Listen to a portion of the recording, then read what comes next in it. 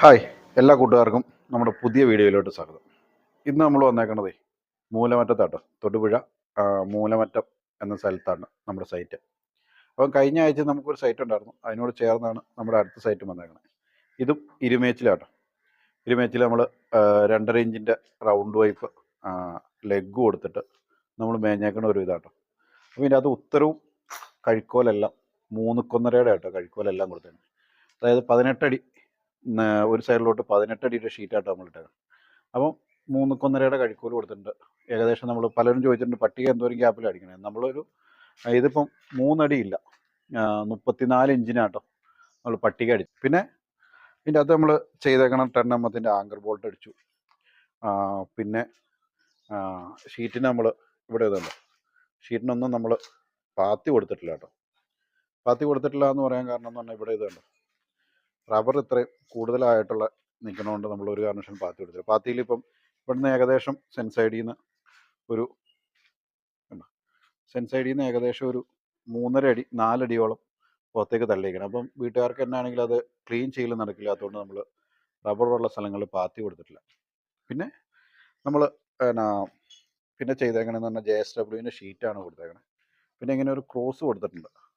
പിന്നെ സേഫ്റ്റിക്ക് വേണ്ടി ഹാൻഡ് റെയിലൊക്കെ കൊടുത്തിട്ടുണ്ട് കേട്ടോ, ചുറ്റോട് ചുറ്റും 1.25 സ്ക്വയർ ട്യൂബ് വെച്ചാട്ടോ ഹാൻഡ് റെയിൽ കൊടുത്തേക്കണം.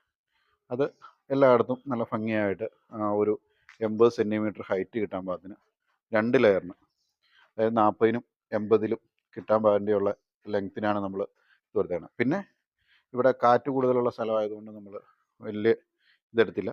സെൻറ്ററിലും നമ്മൾ ഇത് കൊടുത്തിട്ടുണ്ട്, ലെഗ് കൊടുത്തിട്ടുണ്ട്. 2.5 ഇഞ്ച് റൗണ്ട് വൈപ്പായിട്ട് സെൻറ്ററിലും കൊടുത്തേക്കണം. അതായത് സൈഡിൽ നമുക്കൊരു 7.5 അടി ഹൈറ്റ് കിട്ടാൻ പാകത്തിനും സെൻറ്ററിലൊരു 11.5 അടി 12 അടി ഹൈറ്റ് കിട്ടാൻ പാകത്തിനാണ് ചെയ്തേക്കണത്. പിന്നെ നമ്മൾ ഈ സൈറ്റ് ചെയ്തേക്കണമെന്ന് പറഞ്ഞിട്ടുണ്ടെങ്കിൽ ഇവിടെ ഒരു നല്ല രീതിയിലൊരു സ്റ്റെയർ കൊടുത്തിട്ടുണ്ട്. കണ്ടോ, അടിപൊളി രീതിയിലൊരു സ്റ്റെയർ കൊടുത്തിട്ടുണ്ട്. ആ സ്റ്റെയറിന് നമ്മൾ ഉപയോഗിച്ചേക്കണ പൈപ്പുകളൊക്കെ എന്ന് പറഞ്ഞിട്ടുണ്ടെങ്കിൽ 3.5 രണ്ട് സൈഡിലും ഇത് പിന്നെ ഔട്ടർ ഫ്രെയിമായിട്ട് കൊടുത്തിട്ടുണ്ട്. പിന്നെ ലാൻഡിങ്ങിൻ്റെ ഔട്ടർ ഫ്രെയിമും 3.5 ആയിട്ട് കൊടുത്തേക്കണം. പിന്നെ അതിൻ്റെ ലെഗ് 1.5 ഇഞ്ചിൻ്റെ 2.5 ഇഞ്ചിൻ്റെ റൗണ്ട് വൈപ്പായിട്ട് ലെഗ് കൊടുത്തേക്കണം.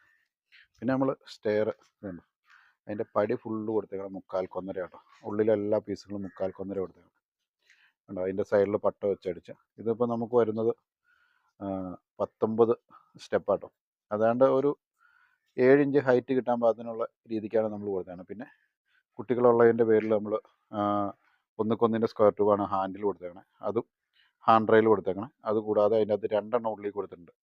അപ്പം നല്ല സേഫ്റ്റി ആയിട്ട് ഇപ്പം കൊച്ചു പിള്ളേർ കയറി വന്നാലും സേഫ്റ്റി ആയിട്ട് നിൽക്കാൻ പാകത്തിനാണ് നമ്മളിത് സെറ്റ് ചെയ്തേക്കണം.